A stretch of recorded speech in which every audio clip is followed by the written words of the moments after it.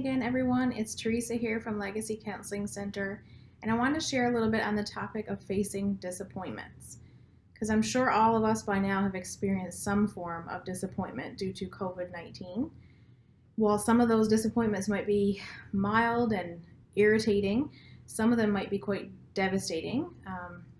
Of course, there's been lots of canceled events and canceled trips and being apart from our loved ones. And disappointment is hard for us even when we're level-headed and we know how to handle it. But what about when kids and teens experience disappointments? I think as adults, we often want to jump in and fix disappointments and problems for children. When they're facing uncertainty, we want to just pop in and say, it's okay, everything's fine, we're going to fix it. But really, that's not our job. Our job is to help kids navigate and tolerate the big feelings that they're feeling associated with loss and disappointment and uncertainty. I know in my life, some of the children that I work with and some of the kids in my personal life have expressed sadness and worry and disappointment and anger about all the changes that are happening. They've had to give up birthday parties, graduations, vacations, time with their friends and loved ones, and there's still really a lot of uncertainty about what their summer will look like. Will we get to take our camping trip? Will we get to have a vacation? Will I get to say goodbye to my teacher as I'm done with the school, for that year or for good?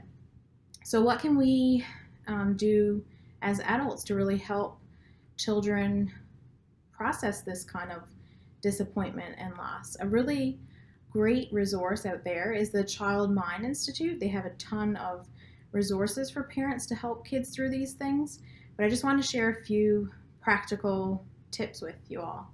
So the first thing I wanted to say is that as adults, we have to be open and honest about our own emotions, because children look to us as adults to really model how to handle stressful situations or hard situations.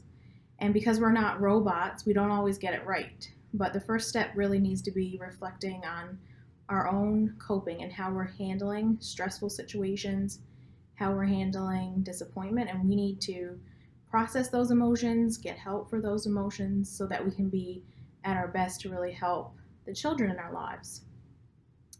The second thing is to just recognize the signs that something isn't right with a child. Caregivers, parents, those kids best, and those little cues, because oftentimes negative attitude and poor behavior is really a sign that there's an emotional struggle going on. There's something deeper going on that they don't really have the words or can't share it right now. So reading those cues for a child, you'll know that there's more there that needs to be processed, and you'll pick up on those little hints and clues that they're really giving you even when they don't have the words to say it. And the next thing is really helping children identify and name the feelings that are happening for them. They look to us to learn how we handle our feelings, so helping them have that vocabulary around feelings and modeling how to talk about your feelings is so important for kids. Helping them name that, I feel worried or sad or devastated even, is the first step in helping them navigate those feelings. So, maybe there is disappointment, maybe there is worry, and it's great if we can teach kids how to express it and have the right words to really express what's happening for them. The next thing that's really, really essential is validating a child's feelings. As adults, it's really important to validate that losses, changes, uncertainty is hard. Our automatic reaction is to jump in and say, it's okay, it's nothing to worry about, we'll fix it. And maybe canceled play dates or disrupted birthday plans don't seem like a big deal for us, but to that child it can really be so monumental. So acknowledging that what they're experiencing is hard, it's difficult, it's unfair, it can really help that child begin to make peace with what's happening in their world and realize that, yeah, you're right, this is really hard, it's okay. Remember that as a result of losses and disappointments, that children can actually experience grief. And no, it's not the loss of a loved one. That that kind of grief, but there's still a grieving process that this is a big change and I don't know what to do with my feelings. And of course, as they're going through that grieving process, it's not a straight line. It's not just, A to Z and we're fine. It takes some time and it takes some support to really come to terms with it. The next thing is really just normalizing the big feelings that come up for kids, or even some of the smaller feelings. When kids are facing big disappointments in their life and uncertainty, it's okay to tell them, your classmates are probably feeling the same way. Some of your friends are feeling the same way. Even these grown-ups in your life are feeling the same way. They're experiencing the same struggles as you. And this just can really help a child not feel as alone with whatever struggle they're going through. And I think even though this is hard as adults, it's okay to be vulnerable with a child and to really let them know, hey, you know what, this is something that I'm really struggling with too. This is really hard on all of us. We're all feeling some of these feelings. The next thing when helping children face disappointment is to just offer them some control where they can, where it's safe to do so. So when things are unpredictable, just see if there's little ways to give them a sense of control and certainty, whether it's planning their day or even giving them alternatives when things really don't go as planned and when there is that disappointment.